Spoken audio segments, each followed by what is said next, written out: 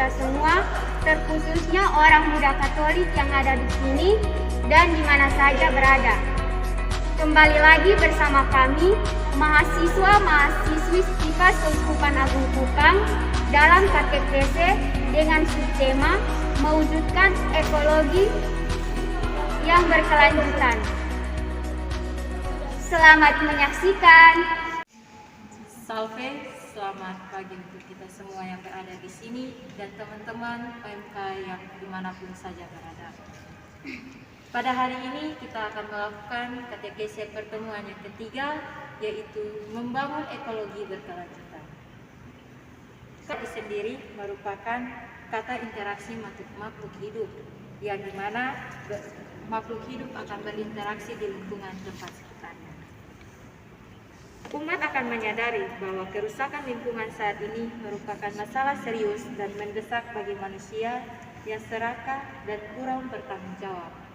Dan umat membangun gerakan pemulihan ekologi berkelanjutan mulai dari lingkungan keluarga. Saudara-saudari yang terkasih, pertemuan ketiga kali ini kita akan mendalami subtema yaitu mewujudkan ekologi berkelanjutan. Masalah ekologi, terutama kerusakan lingkungan, sudah sangat memprihatinkan. Minggu pertama kita sudah berbicara sedikit soal kebersihan lingkungan, dan pada minggu ini kita akan lebih fokus berbicara tentang aktivitas ekonomi manusia yang berdampak pada lingkungan dan keanekaragaman hayati.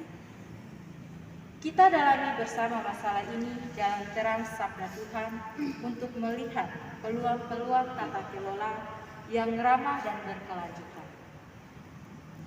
Oleh sebab itu, mari kita siapkan hati dan batin kita untuk mengikuti proses katekese ini demi menemukan nilai-nilai iman yang mencerahi kita dalam pengelolaan ekologi yang berkeadilan. Kita awali dengan sebuah lagu pembukaan.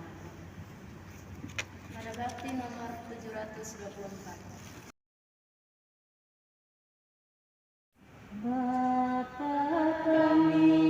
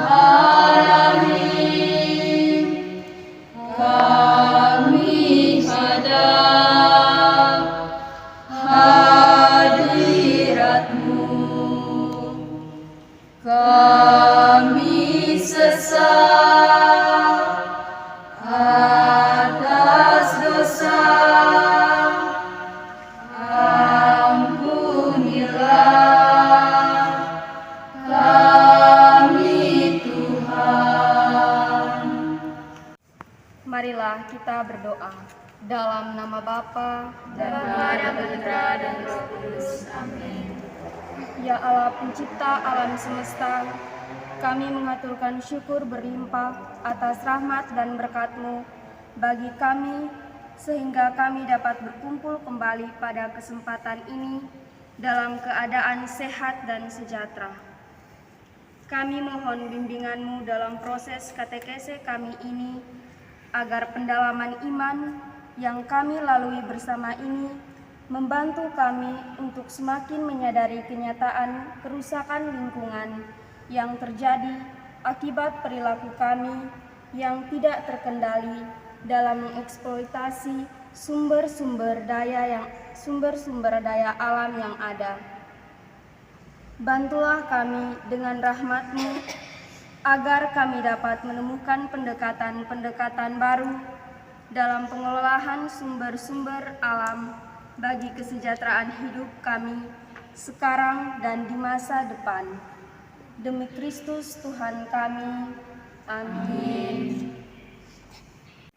Baik saudara-saudari yang terkasih, yang di sini dan di rumah, saya mengajak kita semua membuka kitab Yehezkiel bab 47 ayat 6 sampai 12. Saya ulangi sekali lagi, Yehezkiel bab 47 ayat 6 sampai 12. Saya minta salah satu teman yang berada di sini untuk membacakannya dan semua teman-teman di rumah. Bacaan dari kitab Nubuat Yehezkiel. Sungai yang keluar dari bait suci. Lalu ia berkata kepadaku, "Sudahkah engkau lihat, hai anak manusia?" Kemudian ia membawa aku kembali menyusur tepi sungai. Dalam perjalanan pulang, sungguh sepanjang tepi sungai itu ada amat banyak pohon di sebelah sini dan di sebelah sana. Ia berkata kepadaku, "Sungai ini mengalir menuju wilayah timur dan menurun ke arah Bah Yordan dan bermuara di Laut Asin, air yang mengandung banyak garam, dan air itu menjadi tawar, sehingga kemana saja sungai itu mengalir, segala makhluk hidup yang berkeriapan di sana akan hidup. Ikan-ikan akan menjadi sangat banyak, sebab kemana saja air itu sampai, air laut di situ menjadi tawar, dan kemana saja sungai itu mengalir, semuanya di sana hidup. Maka penangkap-penangkap ikan penuh sepanjang tepinya, mulai dari En-Gedi sampai En-Eglaim. Daerah itu menjadi penjemuran pukat, dan di sungai itu ada berjenis-jenis ikan, seperti ikan-ikan di laut besar, sangat banyak. Tetapi rawa-rawanya dan paya-payanya tidak menjadi tawar, itu menjadi tempat mengambil garam. Pada kedua tepi sungai itu tumbuh bermacam-macam pohon buah-buahan yang daunnya tidak layu dan buahnya tidak habis-habis. Tiap bulan ada lagi buahnya yang baru, sebab pohon-pohon itu mendapat air dari tempat kudus itu. Buahnya menjadi makanan dan daunnya menjadi obat." Demikianlah sabda Tuhan. Setelah kita membacakan sabda Tuhan, di sini mempunyai beberapa pertanyaan. Yang pertama, apa yang diceritakan dalam perikop Yehezkiel 47 ayat 6 sampai 12? Saya tentang sungai yang keluar dari bait suci. Yang kedua, apa yang terjadi ketika air yang bersumber dari bait suci itu mengalir? Saya, di mana ada kehidupan baru terdapat dalam ayat 9 dan 12. Sungai itu penuh dengan ikan-ikan, sedangkan di kedua tepian penuh dengan pepohonan. Baik, terima kasih kepada teman yang sudah menjawab.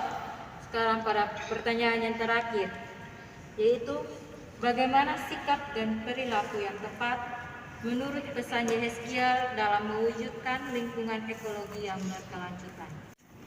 Baik, dari saya, untuk menjaga ekologi yang berkelanjutan, sebaiknya kita sebagai manusia yang beriman kepada Tuhan, sebaiknya kita tidak membuang sampah sembarangan, tidak menebang pohon secara liar, dan tidak menangkap ikan dengan pukat harimau atau dengan bom. Terima kasih. Baik, terima kasih kepada ketiga teman yang sudah menjawab pertanyaannya. Kita berhadapan dengan persoalan kerusakan lingkungan hidup yang semakin parah akibat aktivitas ekonomi dengan mengeksploitasi kekayaan alam secara serakah dan tidak bertanggung jawab. Kita menemukan kerusakan hutan karena pembabatan liar tanpa upaya reboisasi, kebakaran hutan, tanah longsor, banjir bandang, perubahan iklim yang semakin memprihatinkan. Kita tidak menunjukkan perilaku persahabatan dengan alam lagi, karena kita lebih mengutamakan keuntungan ekonomi semata. Akibatnya, lingkungan ekologi kita jadi rusak dan tidak aman lagi bagi kita saat ini, apalagi untuk kepentingan hidup generasi yang akan datang. Baik teman-teman yang berada di sini dan dimanapun berada, saya akan memberikan beberapa pertanyaan untuk refleksi kita pada hari ini. Yang pertama, apa saja bentuk kerusakan lingkungan yang kita temukan di sekitar lingkungan kita? Yang kedua, apa saja dampak yang terjadi akibat kerusakan ekologis yang sangat terasa saat ini? Dan yang ketiga, apa yang harus kita lakukan untuk memulihkan dan melestarikan lingkungan ekologis kita? Baik, mungkin dari pertanyaan-pertanyaan tadi ada teman-teman yang ingin men-sharingkan pengalaman pribadinya mengenai subtema pada hari ini. Saya persilakan.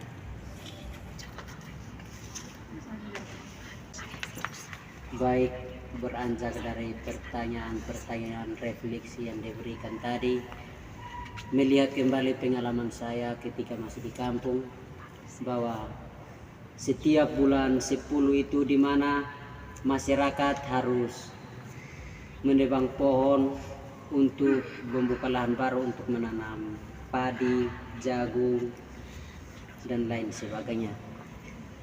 Dan penanam pohon ini banyak masyarakat yang tidak memikirkan efek dan akibatnya, sehingga penanaman pohon ini mengakibatkan kami masyarakat yang lain mengalami kekurangan air.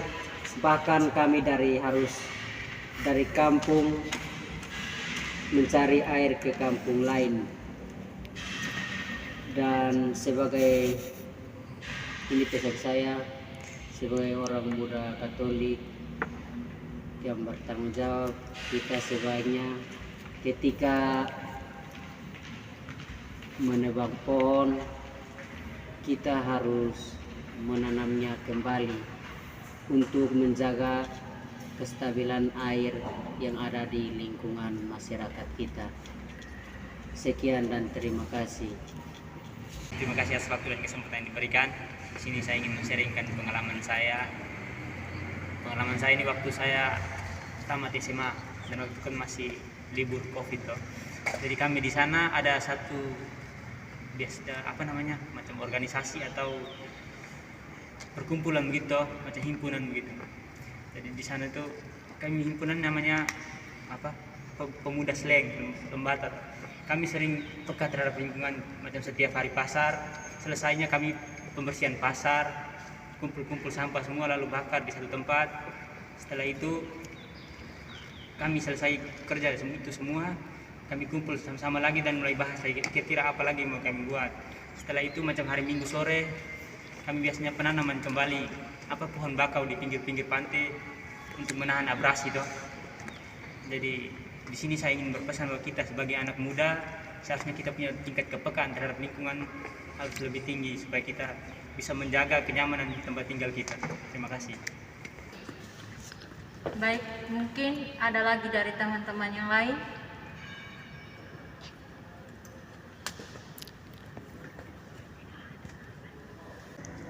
Baik, mungkin dari teman-teman yang lain ingin men-sharingkan pengalaman.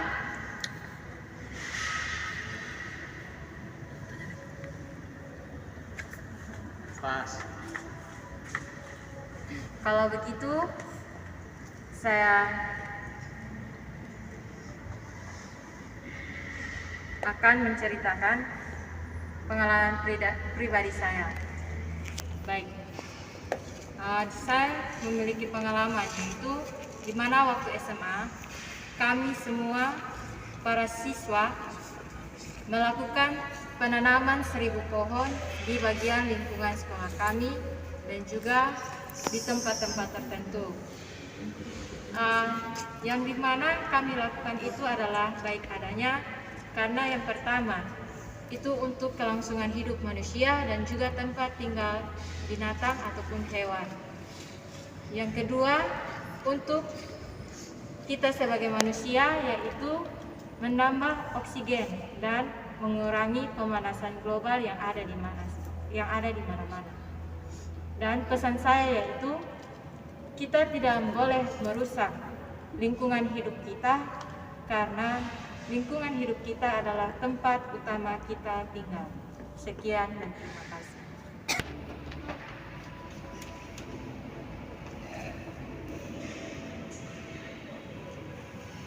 Setelah kita menceritakan pengalaman pribadi kita, maka kita semua satukan wujud, doa, dan permohonan kita kepada Allah Bapa di surga.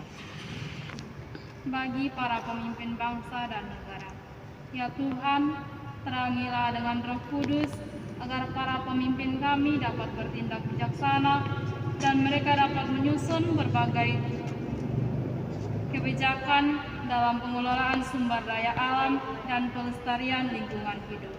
Marilah kita mohon, Kabulkanlah doa kami ya Tuhan.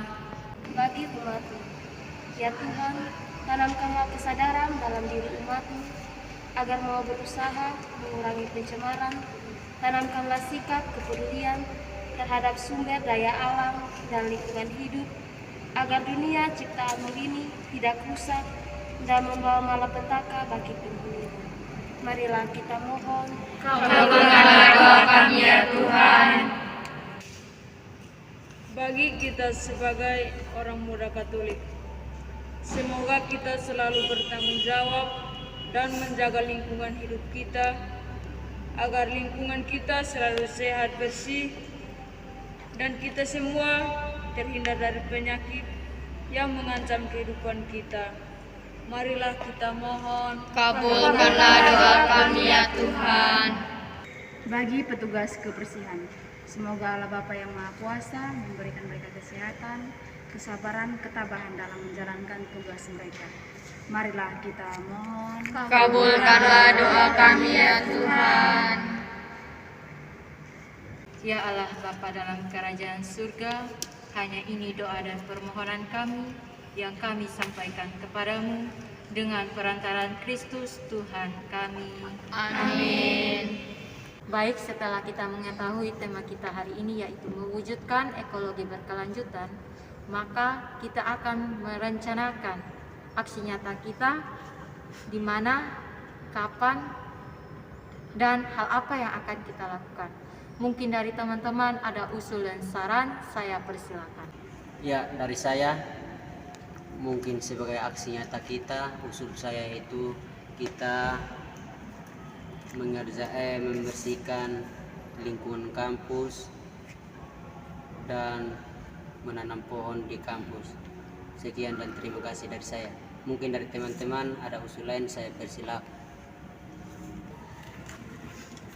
Mungkin usul dari saya, sebaiknya kita membersihkan lingkungan kampus saja, tidak perlu menanam pohon karena dilihat dari situasi dan kondisi kita tidak mempunyai anakan atau bibit untuk ditanam. Terima kasih. Setuju. Setuju. Saya setuju. Setuju. Terima kasih kepada kedua teman yang sudah memberikan usul dan sarannya. Saya minta kepada teman-teman semua untuk memberikan kapan kita akan pergi ke sana, karena tadi baru mengusulkan nama kegiatannya. Ya, dari saya saya usulkan hari Rabu, karena di mana hari Rabu kita semua tidak mempunyai kesibukan dan Hari Rabu tuh perkuliahan kita itu hanya sampai batas jam 8 saja. Sekian dan terima kasih. Setuju. Kegiatan aksi nyata kita yaitu melakukan pembersihan di kampus pada hari Rabu, tepatnya pada jam 10. Sebelum kita mengakhiri katekese kita pada hari ini, maka kita mengakhirinya dengan doa penutup. Ya Bapa pencipta langit dan bumi, kami bersyukur kepadamu atas anugerah kehidupan dan aneka sumber daya yang menjamin kelangsungan hidup kami di bumi.